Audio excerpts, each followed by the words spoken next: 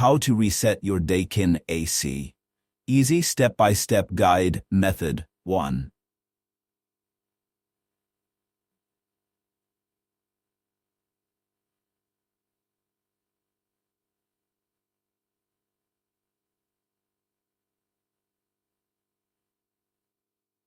Step 2.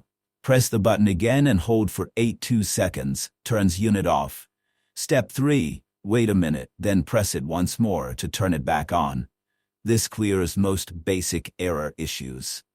Method 2. Hard reset via power cycle. Works without remote. 2. Step 1. Turn off the AC using the remote or unit's on-off switch. Step 2. Unplug it or turn off its circuit breaker. Step 3. Wait 1-2 minutes, then power it back on. Step 4. Wait another minute or two, then start the unit normally.